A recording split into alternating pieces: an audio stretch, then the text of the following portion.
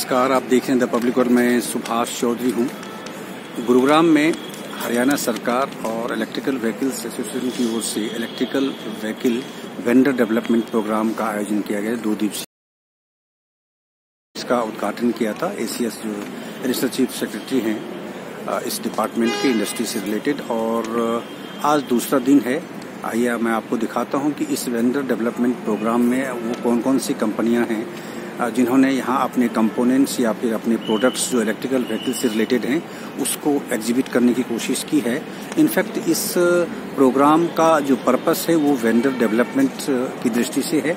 कुछ बड़ी कंपनियां हैं जैसे JBM भी हैं जो बड़े पैमाने पर इलेक्ट्रिकल व्हीकल बसेस का मैन्युफैक्चरिंग करती हैं, और दिल्ली NCR में या कई ऐसे स्टेट्स गवर्नमेंट हैं जहां की वो अपने बसेस को सप्लाई करते हैं। तो लेकिन उन्होंने भी अपने कुछ कंपोनेंट्स को लेकर यहाँ वो उन्होंने एग्जिबिट किया हुआ है, और भी कई है जैसे मारुति की ओर से यहाँ एक डिजिटल एग्जीबिशन लगाया गया है। इसी तरीके से LML ने भी अपने इलेक्ट्रिकल व्हीकल एक स्कूटी भी यहाँ डिस्प्ले किया है, 2 व्हीलर्स यहाँ उन्होंने डिस्प्ले किया हुआ है।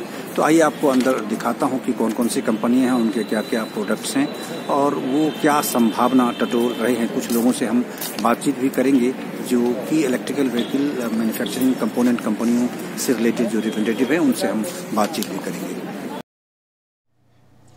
केंद्रीय MSME मिनिस्ट्री और हरियाणा सरकार दोनों ही इलेक्ट्रिकल व्हीकल्स को प्रमोट करने में जुटे हुए हैं।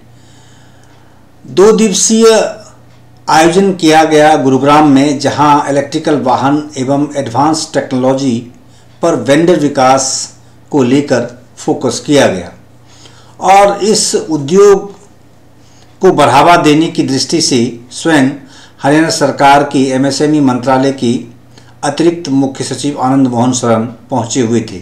उन्होंने 9 दिसंबर को इस कार्यक्रम का उद्घाटन किया, और इस एग्जीबिशन में 50 से अधिक इलेक्ट्रिकल व्हीकल्स की कंपनियां आई हुई थी, जिन्होंने अपने प्रोडक्ट्स, अपने कंपोनेंट्स और अपने बिजनेस एस्पेक्ट्स को लेकर यहाँ एग्जीबिशन में भाग लिया। और उनका अधिकतम फोकस इन्वेस्टर्स पर था कि वो इलेक्ट्रिकल व्हीकल्स में जो कंपोनेंट्स उपयोग किए जाते हैं उसमें से ज़्यादातर आज की तारीख में भी बाहर से यानी विदेशों से इंपोर्ट किए जाते हैं, जिसको भारत सरकार अब डिस्करेज करना चाहती है। केंद्र सरकार लगातार इस कोशिश में लगी रहती है कि चाहे वह किसी भी प्रकार की कंपोनेंट्स हों ऑटो सेक्टर में, उसकी मैन्युफैक्चरिंग भारत में ही हो, first year, second year, third year, जिस भी तरीके से हो वो भारत में ही उसकी मैन्युफैक्चरिंग की जाए। तो इसको लेकर अब भारतीय कंपनियां भी सामने आने लगी हैं, और इस एग्जीबिशन में मारुति, JBM जैसी कंपनियां भी मौजूद थी जो अपने लिए सप्लायर को एक्सप्लोर कर रही थी।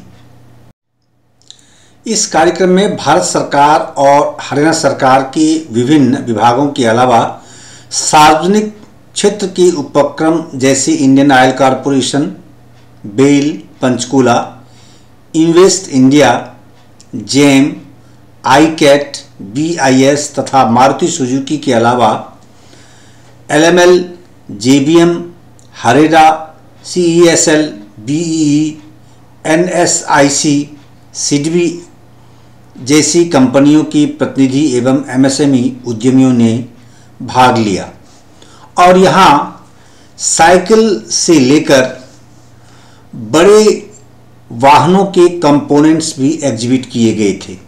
उदाहरण के तौर पर कुछ कंपनियां साइकिल के साथ यहाँ मौजूद थी जिसमें चार्जेबल बैटरी लगाई गई है, जो दावे कर रही थी कि लगभग 4 घंटे तक उनकी बैटरी चार्ज होने के बाद एक बार साइकिल में उपयोग की जा सकती है, और 1 घंटे के दौरान ही बहुत हाई स्पीड से उस बैटरी को चार्ज किया जा सकता है।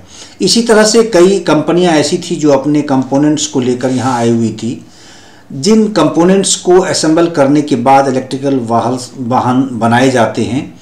उन इलेक्ट्रिकल कंपोनेंट्स के लिए उन्हें सप्लायर चाहिए, जो सप्लायर अगर इंटरेस्टेड होंगे तो वो उनके साथ कोलैबोरेशन कर उस दिशा में फिर आगे बढ़ सकते हैं।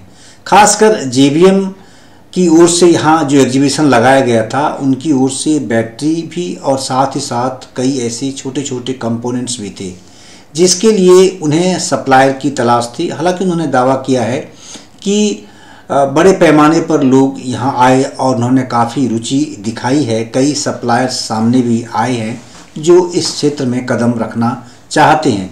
उनका कहना था कि इस क्षेत्र में आज की तारीख में भारत में अपार संभावनाएं हैं, यानी एनॉर्मस पॉसिबिलिटी है और इसको लेकर बिजनेसमैन भी एक्सप्लोर कर रहे हैं। खासकर लघु और मध्यम दर्जे के व्यवसायी इस दिशा में स्विच ओवर करने की कोशिश में लगे हुए हैं।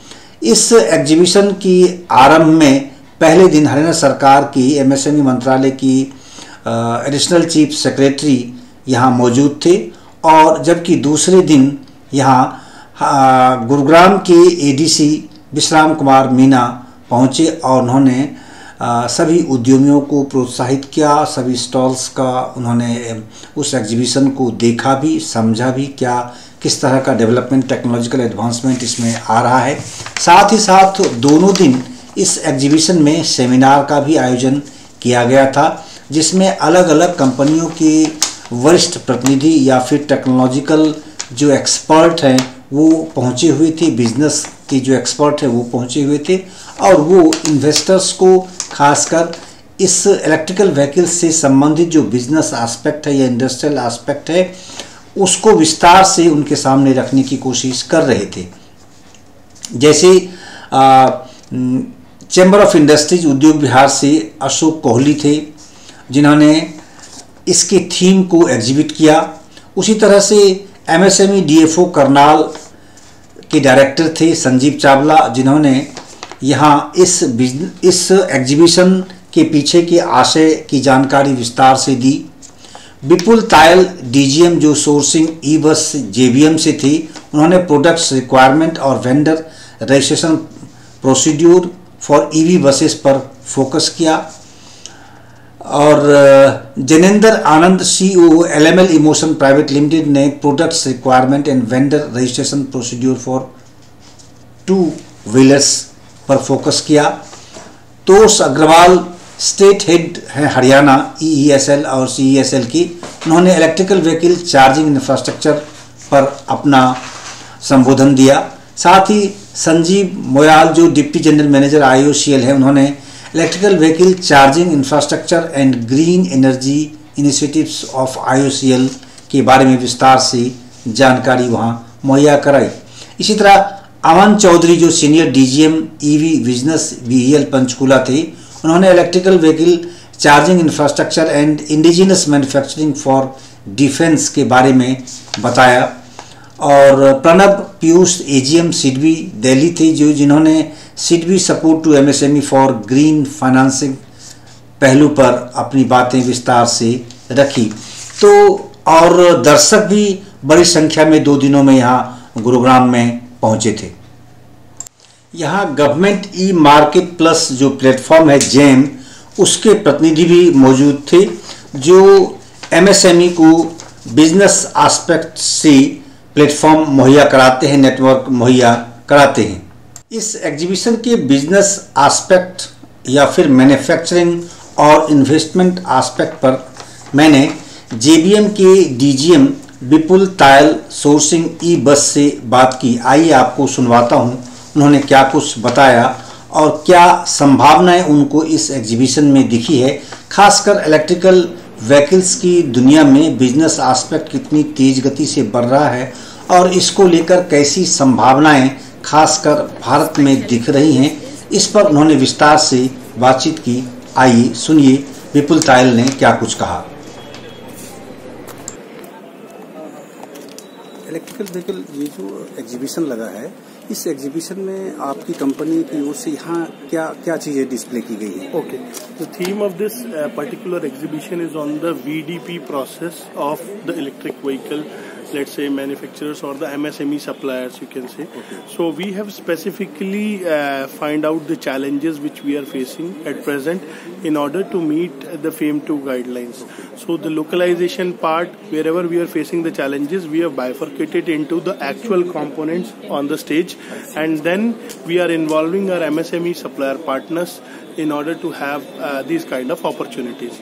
So if we see these are the very specific kind of requirements which are there in electric vehicles. Can you name those? Yeah, these are, let's say, contactors, relays, connectors, these kind of conduits, BMS, battery management system, high voltage fuses, fans, pumps, you can say.